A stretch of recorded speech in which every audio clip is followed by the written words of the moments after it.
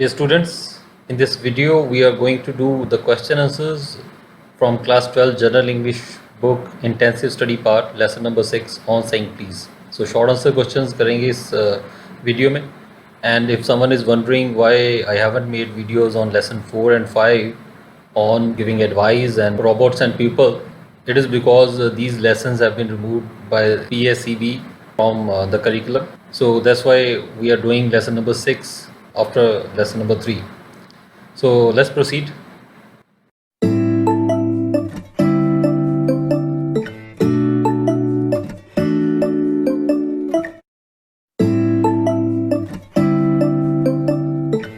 So the first question is, why was the passenger hurled out of the lift? Passenger को hurl क्यों कर दिया गया, push क्यों कर दिया गया, धक्का क्यों दे दिया गया लिफ्ट से बाहर? The passenger on entering the lift said top. जो पैसेंजर था, जो यात्री था, लिफ्ट में एंटर करते हुए उसने कहा टॉप, ऊपर. But the liftman demanded top please. लेकिन लिफ्टमैन ने डिमांड किया, मांग की कि वो कहे टॉप प्लीज़, प्लीज़ ऊपर चलो. For not using the word please और प्लीज़ वर्ड ना यूज़ करने की वजह से the liftman hurled the passenger out of the lift. So liftman ने हर्ल्ड कर दिया, पुश कर दिया, धक्का दे दिया यात्री को लिफ्ट से बाहर. Question number 2, how could the liftman restore his equilibrium? So liftman अपना इक्विलिब्रियम, अपना बैलेंस, अपना मानसिक संतुलन कैसे कायम कर सकता था? The liftman try to restore his equilibrium. So उसने कोशिश की अपने इक्विलिब्रियम को, अपने संतुलन को कायम करने की by throwing the passenger out of the lift. Passenger को लिफ्ट से बाहर धक्का देके. If he had not done so, यदि वो ऐसा ना करता तो he would have probably restored it. तो उसने उसको रीस्टोर करना था by visiting his insult on his wife in the evening. So अपनी इंसल्ट को, अपनी बेइज्जती को, अपनी उसका गुस्सा अपनी पत्नी पे निकाल के शाम को, तो ये उसने करना था. Question number 3, describe the chain reactions. उन चेन रिएक्शंस के बारे में बताओ. सो चेन रिएक्शन प्रतिक्रियाओं की श्रृंखला, मतलब एक घटना के बाद उससे जुड़ी दूसरी, दूसरी घटना से जुड़ी और दो घटनाएं. सो इसको चेन रिएक्शन कहते हैं. So that possibly led to liftman's outburst. So जो चेन रिएक्शन पॉसिबली संभावित था कि वो लिफ्टमैन की आउटबर्स्ट की ओर गई. सो आउटबर्स्ट मतलब गुस्सा निकालना. सो लिफ्टमैन ने जो गुस्सा निकाला उसके पीछे कौन सी चेन रिएक्शन रही होंगी, उसके पहले कौन सी घटनाएं रही होंगी जो जिसका नतीजा लिफ्टमैन के गुस्सा निकालने तक पहुंचा. Probably the man who said top, शायद उस आदमी ने जिसने टॉप कहा टू द लिफ्टमैन, लिफ्टमैन को, was getting back on his employer. वो अपने एम्प्लॉयर का बदला ले रहा होगा. सो अपने बॉस का बदला ले रहा होगा. Who had not said good morning to him. So जिसने गुड मॉर्निंग नहीं उसको कहा, गुड मॉर्निंग का जवाब नहीं दिया. हो सकता है उसने अपने बॉस को गुड मॉर्निंग बोला हो और बॉस ने आगे से गुड मॉर्निंग ना कहा हो. The employer himself had been henpecked. और जो एम्प्लॉयर था खुद उसको भी हैंडपैक्ड किया गया था, खरी खोटी सुनाई गई थी. At breakfast by his wife. उसकी वाइफ द्वारा, उसकी पत्नी ने ब्रेकफास्ट के समय उसको हो सकता है कुछ बुरा बोला हो. To whom the cook had been rude. और उसने ऐसा, वाइफ ने ऐसा क्यों बोला? क्योंकि जो कुक था, घर का जो रसोइया था, वो रूडली पेश आया, वो इम्पोलाइटली पेश आया होगा, शायद अच्छी तरह से बात नहीं की होगी उसने. और बिकॉज, और जो कुक था वो रूड क्यों था? Because the housemaid had answered her back. क्योंकि जो हाउसमेड थी, घर की नौकरानी थी, उसने पलट के उसको जवाब दिया था. तो यही वो कह रहे हैं कि एक आदमी का गुस्सा पीछे कई लंबी चेन रिएक्शन होती है कि पीछे के पीछे उसके कई लोग होते हैं. सो लिफ्टमैन को गुस्सा आया क्योंकि उसने पैसेंजर ने जो था उसको प्लीज़ नहीं कहा. पैसेंजर ने प्लीज़ क्यों नहीं कहा? क्योंकि बॉस ने गुड मॉर्निंग का जवाब नहीं दिया. बॉस ने गुड मॉर्निंग का जवाब क्यों नहीं दिया? क्योंकि जो वाइफ थी उसने हैंड पैक किया था, उसने खरी खोटी सुनाई थी.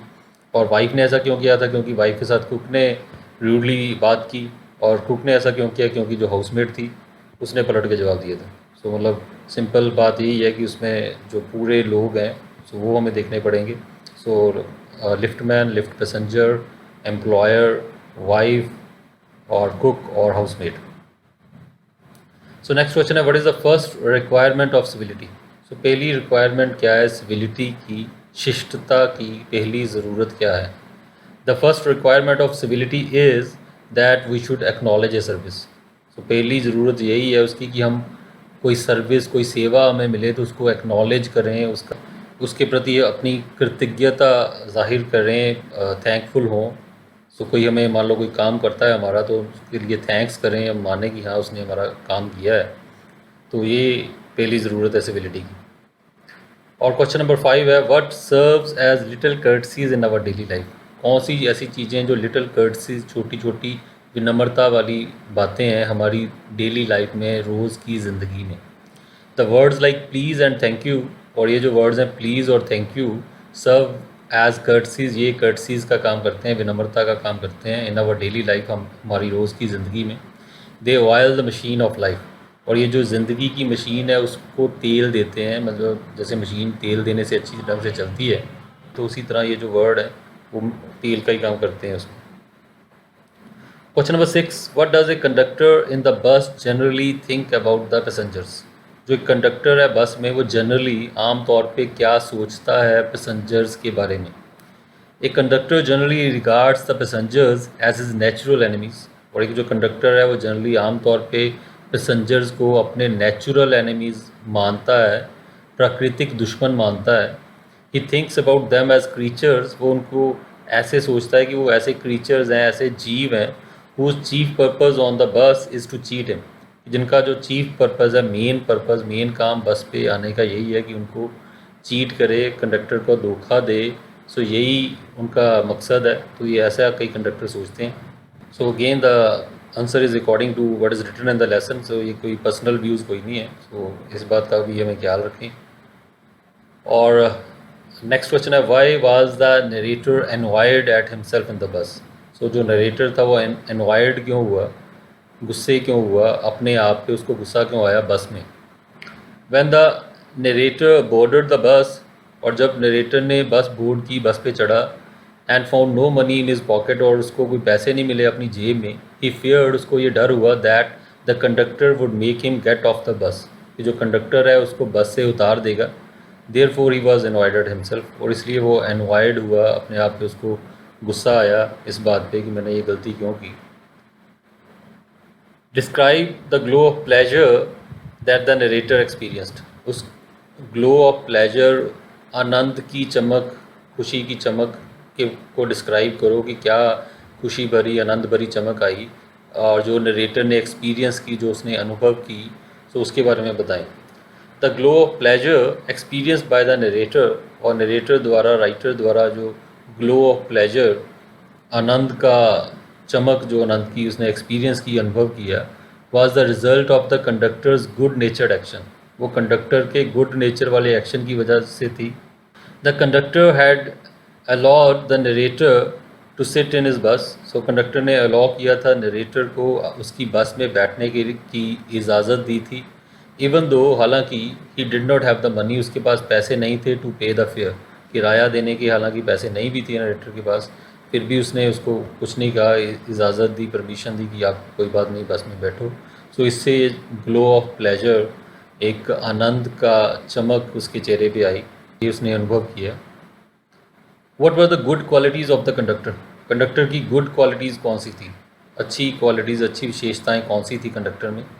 The conductor had an inexhaustible fund of patience, conductor के अंदर inexhaustible, which never ends, never exhaust, जो कभी ख़त्म नहीं होती, ना ख़त्म होने वाला फंड, भंडार था पेशेंस का, सब्र का भंडार था उसके अंदर। He possessed a gift for making his passengers comfortable, और उसके बाद जैसे एक गिफ्ट था, एक वरदान था, for making his passengers comfortable, अपने यात्रियों को सुखदायक रखना, आरामदायक तरीके से रखना बस में, एक वरदान जैसे उसे मिला हुआ था।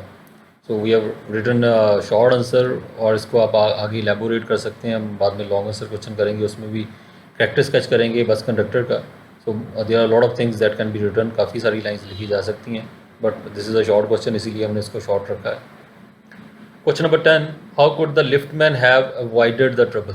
सो लिफ्टमैन कैसे ट्रबल अवॉइड कर सकता था, जो उसको परेशानी हुई, उसको फ़ाइन किया गया, उसको सज़ा मिली, तो ये अवॉइड कैसे कर सकता था, कैसे बच सकता था इस हालात से।